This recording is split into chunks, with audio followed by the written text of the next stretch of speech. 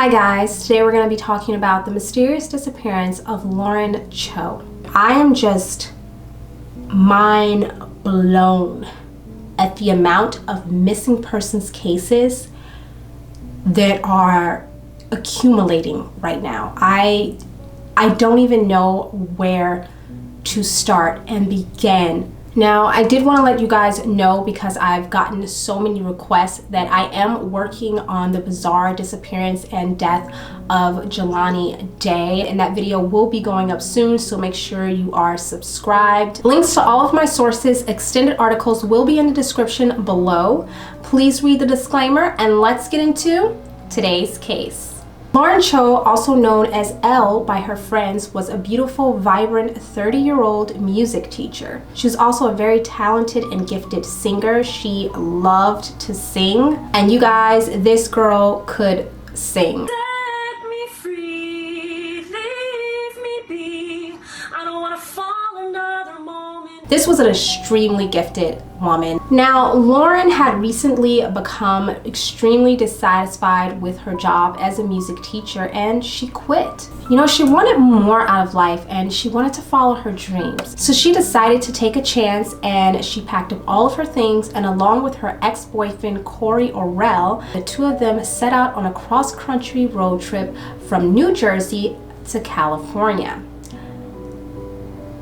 Why does this sound oddly familiar already? So they went on this road trip, you guys, because Lauren just wanted a fresh new start at life. They ended up in Palm Beach, California, where Lauren was planning to open up her own food truck. So this was a woman of many talents. Not only could she sing, but she could also cook. During their travels, the two of them were invited to stay with a friend in Yucca Valley, California. Now, this friend ran a few Airbnb compound rentals, and Lauren soon became a private chef for her friend's Airbnbs there. A friend and owner of the property is a woman named Tayo Rusposli, or Tayo. I'm not quite sure how to pronounce that, and I'm sorry if I pronounced it wrong. She is a filmmaker and a musician who owns vacation rental properties in the Bombay Beach and high desert area. She is part of a community of artists and other bohemians living in that area. Lauren also was a part of that community. So at that time, Lauren and Corey both were staying at Tayo's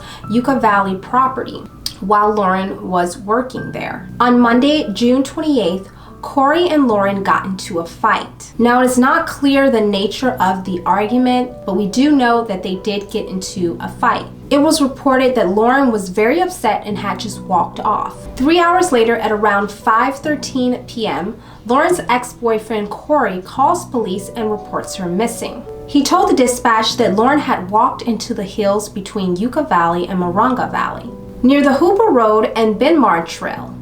Lauren was wearing jean shorts and a yellow t-shirt. She hadn't taken her phone, water, or food, or money, anything. She left everything behind and just walked off. He said he tried to find her, but he couldn't, so he called their circle of friends for help.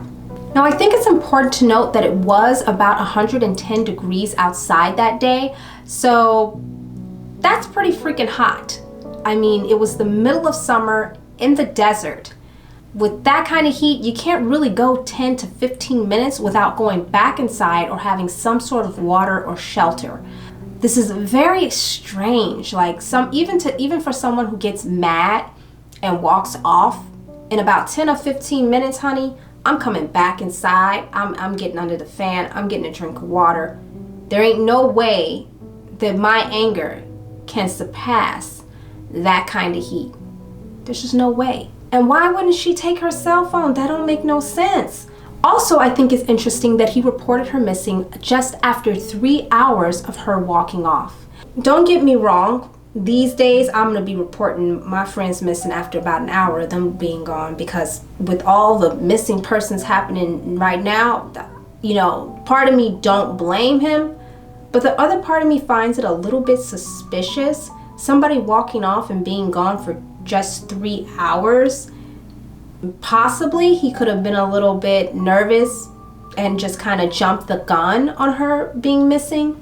He either jumped the gun on her being missing, or he knew a little bit more about her missing than he's saying.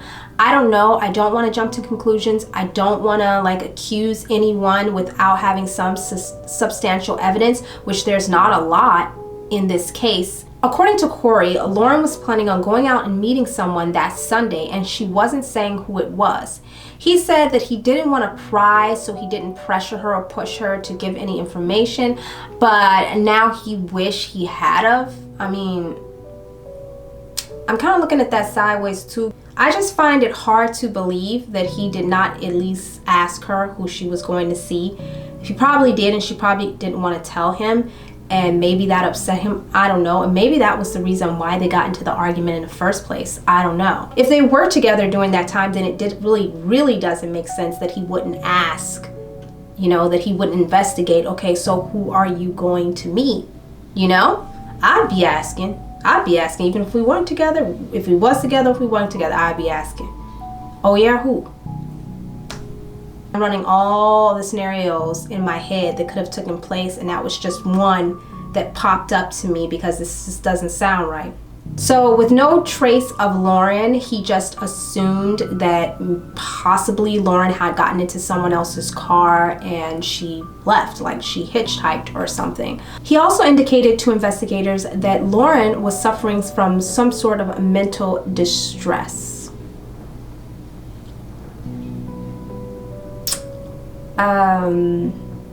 Really? Is this really happening again? Because this story sounds all too familiar to me. According to news articles by Fox 40, the housekeeper Tracy Cloud gave this statement. Evidently they had started drinking in the daytime, earlier in the day or whatever, and she had drank too much. When she wanted to leave, Corey wouldn't let her take the vehicle, and evidently that is when she got upset.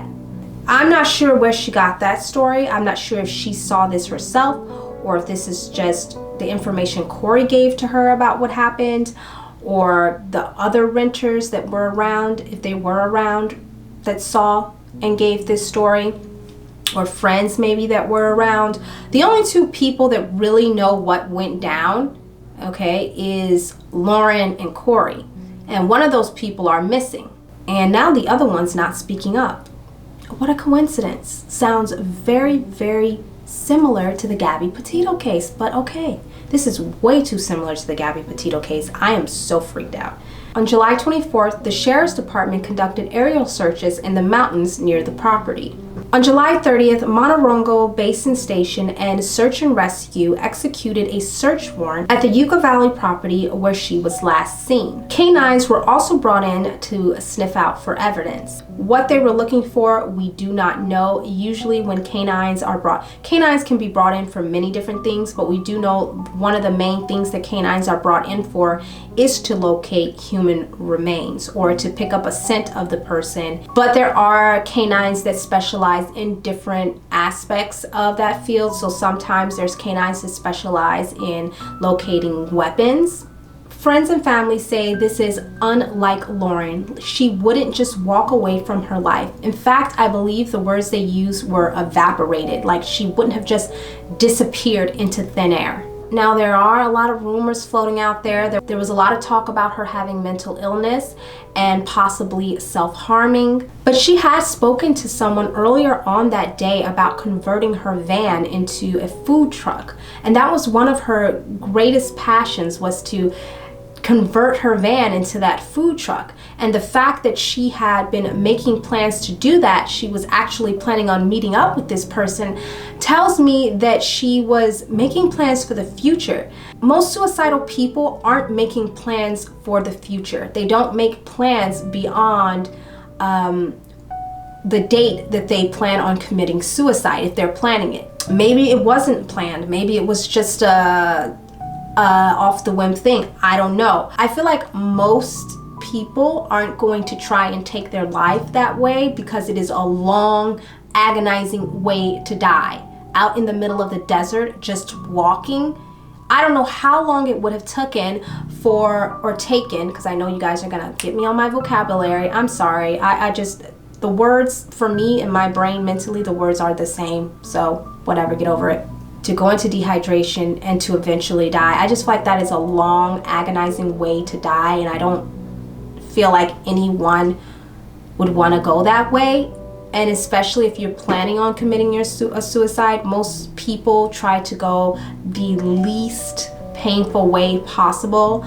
Okay, now could something have happened that, you know, that made her get upset and just like provoked her into some type of idea like that? Possibly, I don't know. As I was filming this video, new details have come in. Unfortunately, this past Saturday, October 9th, authorities have located human remains near the area where Lauren went missing. According to police, the unidentified remains were located in the rugged terrain of the open desert of Yucca Valley. Now, since all of this has happened, Lauren's ex-boyfriend, Corey O'Rell, has refused to give any comment regarding Lauren's disappearance. It is a strong possibility that he has been advised by legal counsel and even the authorities not to speak, as to maintain the integrity of the investigation. But as far as Lauren Cho's disappearance goes, police say they do not have any evidence of foul play. We will see if that changes in the coming days and with the release of the autopsy report, but for now, that's pretty much all I got for you guys. Let me know in the comments section down below what you guys think about this case. I know a lot of people on social media are outraged that this case has not gotten as much attention as the Gabby Petito case, and rightfully so. I'm getting a lot of people also coming onto my Gabby Petito video and commenting about other cases, specifically brown people cases, that is not getting as much attention as the Gabby Petito case. While it is unfair, and I absolutely agree with you that it is not fair, please do not comment on the Gabby Petito video or any other one of these cases about another case, as it is very disrespectful and it takes away from that case. That is the last thing that I want to do and the last message that I want to put out there. The message and the point is that every case deserves the appropriate amount of attention and coverage on it. It's okay if you guys comment on this video if you feel that this case has not got as much attention as the Gabby Petito case. That is fine for you guys to have that discussion here on this video, but do not go to the videos about Gabby or any of the other victims, please. What we don't want to do, guys, is take away from the importance of every single victim's story and every single victim's case. That is not something we want to do. That is not something we want to do. A few of you guys have popped in on the Gabby Petito case and be like, you know, it's crazy how so many people are in an uproar about this case, but then they don't pay attention to brown people's cases. Look, I get it. Trust me, I get it.